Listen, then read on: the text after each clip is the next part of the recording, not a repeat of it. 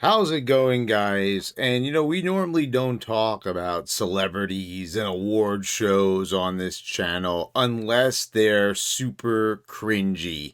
And let me tell you, Oscars 2022, the Academy Awards, call them what you will. This was just a complete and utter disaster, and it really just shows the state of Hollywood and just how messed up and fucked up that it is.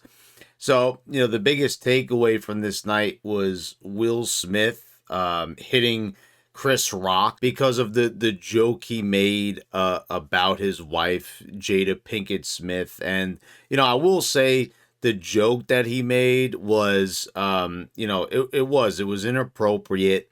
She has the propecia disease, which makes her lose her hair, and he's making a GI Jane joke, and I'm all for political incorrectness, but sometimes like a joke like that, and especially about someone's wife, it's not a good idea, and this is supposed to be like a classy award show. We all know that it's really a classless award show at the end of the day.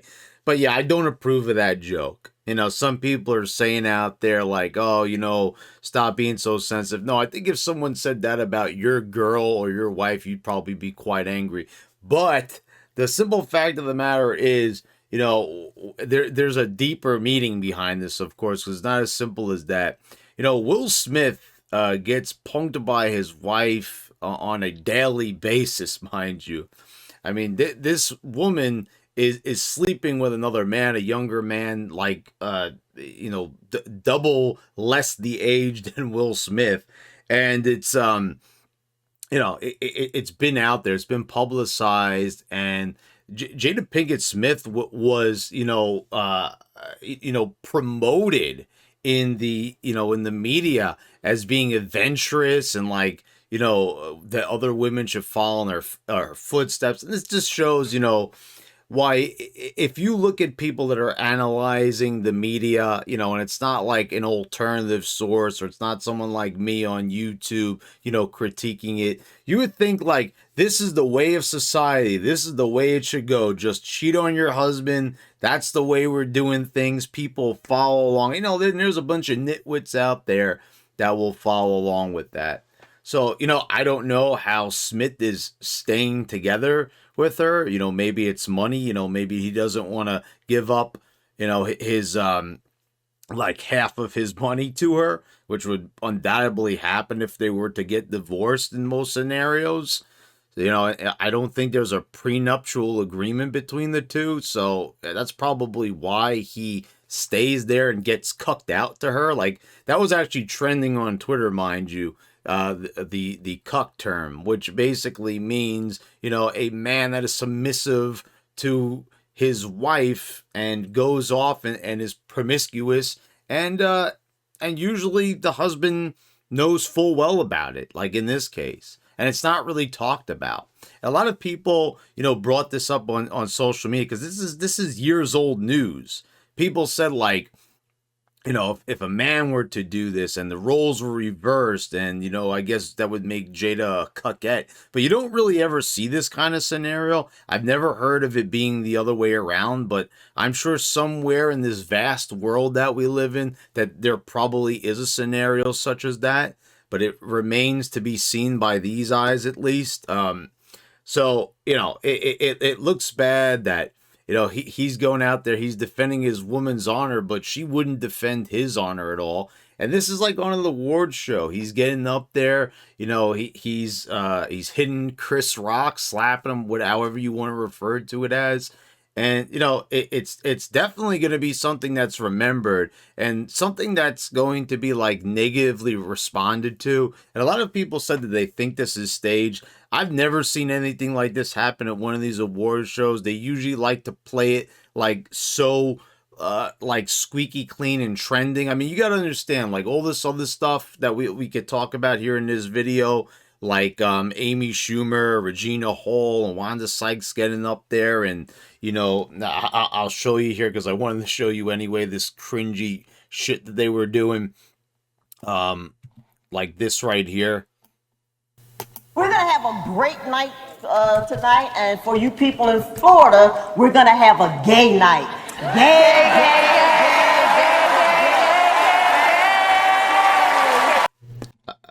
I mean, stuff like that. Like, how do you even put that into words, guys? Like, how do you even, say like that? That was a great segment of entertainment. I mean, it's almost like this is not even about movies half the time, because all the movies that win the awards are always movies that no one's ever fucking seen.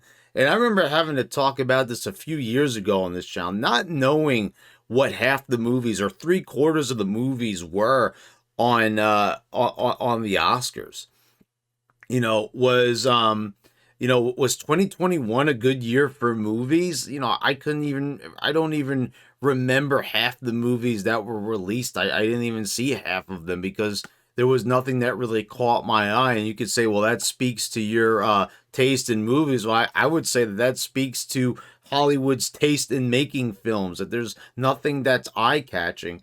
I could distinctly remember in like 2005, 2006, like just going back a few years, like going to see like a movie almost every single month because there was just, fire shit coming out every single couple of weeks. I remember just like, we had the Pirates of the Caribbean movies coming out. Like, I don't know, there was just a lot of stuff that I wanted to see that I was interested in. And I don't really have that anymore. I mean, this year seems a little bit better. We did get the Batman. We are getting, like, I'm interested in seeing Morbius. I know a lot of people are not. Got the Sonic movie. These are also movies that will never make it to the Oscars. Let's be quite frank. Maybe the Batman will, but it's not going to win Best Picture. We all know that. But yeah, they're out of touch all the time. It's always about politics. They take a crack at Mitch McConnell. I'm not a big Mitch McConnell fan myself, but bringing the guy's name up, and obviously, we're talking about a bill in Florida that, quite frankly, no one has ever read because they wouldn't even be doing that. See, that what they were doing right there. That was something that Mark Hamill put up on Instagram and Twitter, where he basically, wrote the word gay 1,000 times when they would realize that it wasn't really an anti-gay bill at all. That's what it wasn't about. It was about what teachers can teach your kids down in Florida in the classroom, and that, maybe, just maybe, 5-year-olds are just a little bit too young to learn about sexual stuff. I mean,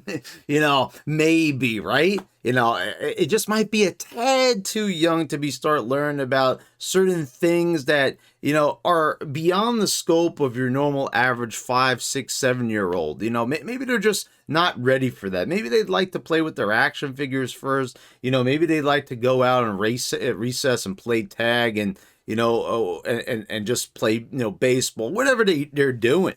They don't need to be subjected to this stuff. Keep it to the math, keep it to English, keep it to history, even though they're going to pervert history anyway. You get the picture what I'm talking about. Might be a little bit too young to start learning about sexuality and, and different genders and all that stuff. Maybe it's a bit too advanced for the current, capacity that they're at the moment. Now, I understand the need to wanting to expand that mental capacity, but you got to understand that there's limits and that we shouldn't be pushing this stuff on kids this young when they're not ready to accept it. And it's called force feeding, and that's exactly what they're trying to do. So this is what this was all about. They were also going to invite Zelenskyy over for obviously he wasn't going to be there in person, but if anyone doesn't know who Zelenskyy is, this is the Ukrainian president. He's being revered as a hero.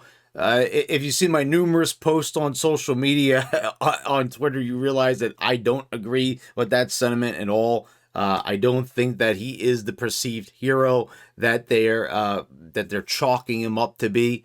So he didn't end up showing up on this show, and that's a good thing, because something, if you're over there in the midst of a huge massive disaster, that's what's going on over there between Russia and the Ukraine, and that you're supposedly this big time hero, I think it's probably a good idea that you don't show up to the award show with all the glitz and glam, because it's bad enough that I don't know if a lot of people know this. They're not really putting it out there, but we're talking about a guy that's a former comedian, a former actor. A few years ago, before being being voted in as the president for the Ukraine, he would have been up there with Amy Schumer and Wanda Sykes, probably, or the Ukrainian versions of those people, because that's exactly what he was. He was a comedian. He was an actor.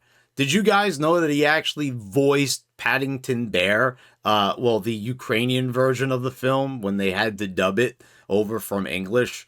So, the Hollywood really wanted him there pretty bad, because they wanted to, make that like a moment for them. Oh, we got the big war hero over here, and look how good we are. That's exactly what it was all about. But even if it would have been like 3 minutes, that still would have been too long for Zelenskyy to get in there. And it's supposed to be, a war, a huge, massive war going on.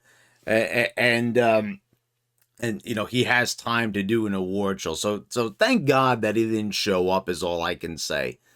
Other cringy moments also came from Amy Schumer, of course. I mean, without a doubt, she's the cringiest person probably on the planet. And, here's one of her other cringe lines that I wanted to show you. This year, the Academy hired 3 women to host because it's cheaper than hiring one man.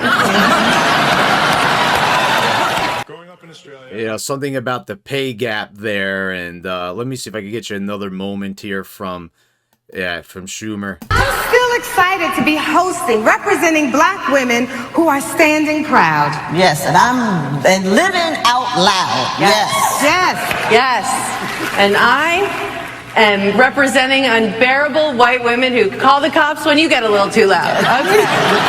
Well, we're gonna have a great night tonight.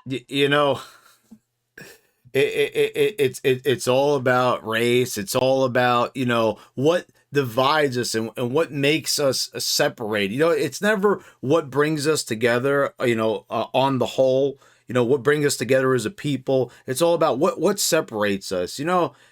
Seriously, I know it's cliche, but we always have to come back to MLK, and it's not about skin color that defines us. It's the content of one's character. And it's like they don't give a shit about the content of anyone's character unless they're woke as hell, and that's exactly what this is about. I mean, it's skin color, it's gender before everything else, and those things shouldn't matter. At the end of the day, that it shouldn't matter. If you're a man or a woman, it should be the same thing. Or if you want to identify as something else, we should always be focused on what brings us together. We're all Americans. We all want peace. We want always everyone to come together. We don't want any crime. But as you can clearly see, no, that's not always what they want. They want the chaos, because with this division, the more and more we focus on what separates us as people, that's what's going to cause most of the conflict. Because there's, like I said, there's a lot of numbskulls out there that take this shit to heart. And there's a reason why they do this stuff. And we know it, and you can see there's thousands of other videos on YouTube that discuss it. There's a reason why they do this shit. There's a reason why they get up there and they do all this woke stuff, because, they really don't want unity. They have unity in Hollywood together under one woke umbrella and one woke bubble, and that's about it.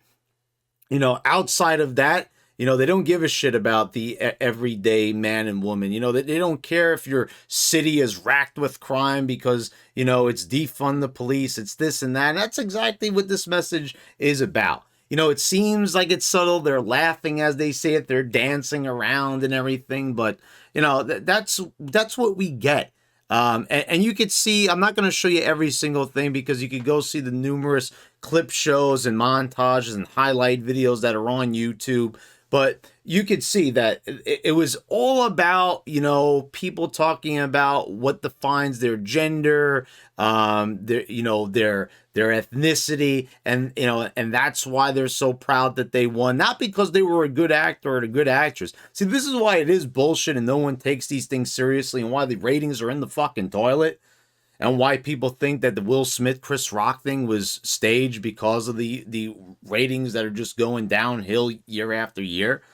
It's because we are basically told through this show also that it does not matter if you're a good actor or a good actress. What it matters is, you know, is this, you know, no, not the tattoos. I'm talking about the skin color. That is what people look at. You know, they see it's a bunch of wokeness. It's a bunch of frivolous bullshit and excuses of, you know, you might not be the best actor, but we're going to give it to you because this is historic. You know, just like they whine, you know, if a certain group or a certain sect of people don't win an award that year. Yeah, you know, like, I don't know, you know, maybe there is some sort of like prejudicial thing going on with the Academy. Who fucking knows? Who fucking cares? But the thing is, it's like, you know, we sit back and we whine, you know, not because they're, you know, they did such a great performance in a movie. No, it's because they're a certain skin color or type of person or ethnicity or certain gender, and they didn't win, you know, and they should have because of that reason. That's bullshit, and it will always be bullshit. That's why no one takes these award shows seriously. So, yeah, another disaster. Good job, Hollywood. Good job to the Academy for having a giant fiasco, dumpster fire, clusterfuck for the ages. You know, we've got cuckomania running wild. We've got people dancing, repeating the same word over and over like a bunch of ninnies.